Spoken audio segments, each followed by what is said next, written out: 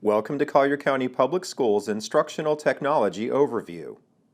In this video, we will cover three key aspects of instructional technology in the classroom. First, we will introduce the district's procedures for the use of copyright and audiovisual materials in the school. Then, we will cover employee use of social media and social networking.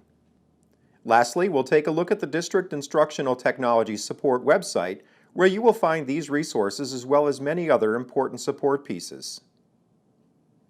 Let's take a look at copyright and the use of audiovisual materials in the classroom. Ever wondered about copyright and the use of audio-visual materials in your school?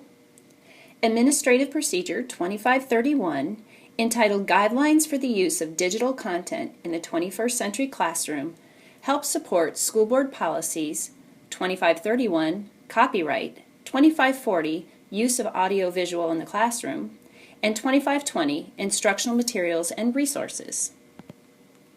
As technology continues to advance, and teachers and students increasingly rely on digital content for instruction and learning, it is crucial for teachers to understand how to utilize that content legally. There is a wide variety of sources for digital content, from websites like SchoolTube, TeacherTube, and YouTube, to paid content provider services such as Discovery Education Streaming. As with any classroom content, teachers are responsible to preview and evaluate potential videos or resources for appropriate use with their students. Subscription services grant users access to exclusive digital material for a fee. Discovery Education Streaming is an example of this type of provider. These services have terms of use or subscriber agreements detailing how the content may be utilized. These paid content providers may identify specific criteria such as for non-commercial instructional use, or copies must be erased after the use or expiration of the term, whichever comes first. As with any source of digital video, it is essential to read the terms of use statement and follow all legal guidelines for using those materials. When it comes to unpaid or free content providers, one again should also examine the terms of use on the website to ensure that the method of use is permissible. In most cases, linking to the video in an online education platform such as Edmodo, or live streaming the video from the website directly is permissible under fair use guidelines for face-to-face instruction. The process for deciding whether or not an unpaid or free video can be downloaded for offline use is more complicated, so you should check those terms of use agreements. Motion pictures and videos and television programs rated by the Motion Picture Association of America or TV parental guidelines may be used in schools in Collier County only as outlined in Administrative Procedure 2540. Copyright. When it comes to rated digital content, it is much easier to follow guidelines set forth in the administrative procedure. At elementary, only digital content rated G or TVG is permissible. At middle school, rated G or TVG is also permissible.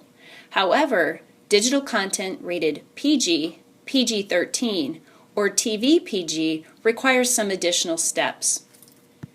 Besides having the digital content approved through the screening committee using the F1 form, parent and guardian permission must also be obtained for every student using the F3 form, parent permission. At the high school level, all of the permissions at middle school and elementary apply, with the exception of PG-13 and TV-14. These two particular ratings must require parent notification. As we move into rated R or TVMA, this requires parent written permission on the F3 Parent Guardian Video Permission Form.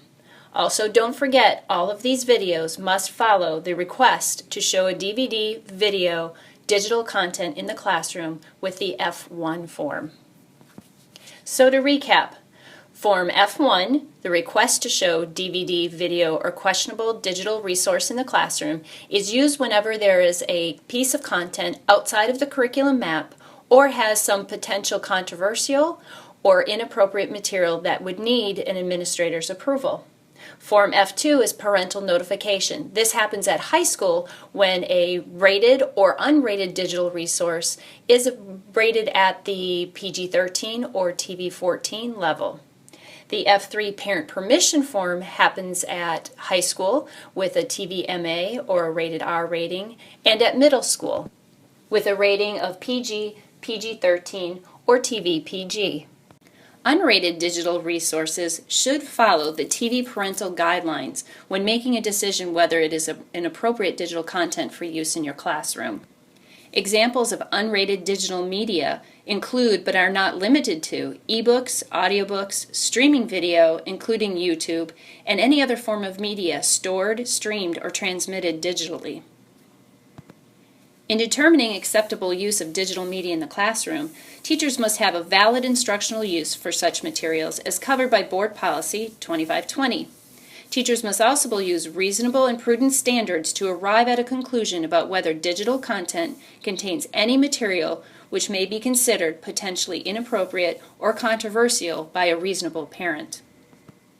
As we turn to fair use, every case of fair use is different, and it is ultimately the teacher's responsibility to defend their use of copyrighted works. Keep in mind the following 4 factors to determine if the use of a copyrighted work qualifies as fair use. The first factor is purpose. A nonprofit educational institution that offers restricted access to a digital resource has more leeway under the umbrella of fair use. The second factor, nature. If the digital resource is factual or non-fiction based, you have more of an opportunity to qualify under fair use. The third factor, amount. Is the portion used not significant to the entire work? And is the amount of work utilized appropriate for educational purpose?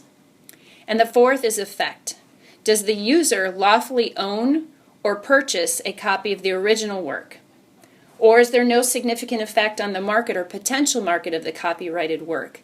Again, using something such as Angel or Edmodo protects ourselves within the educational realm. If you are a guest teacher with questions about the use of digital media such as YouTube, we ask that you stick to the classroom teacher's lesson plan first and ask any questions you may have of the team leader or department chair. This section covers employee use of social media and social networking. Administrative Procedure 7540.04 covers employee use of social media. The key points that should guide you at all times are that employees are not allowed to use social media or social networking for personal use while at work. This includes texting and personal phone calls while students are present in the classroom. Posting any confidential information about students, data, or other employees is forbidden. District employees are not allowed to engage with students via social media. The only district-approved social media platform is Edmodo.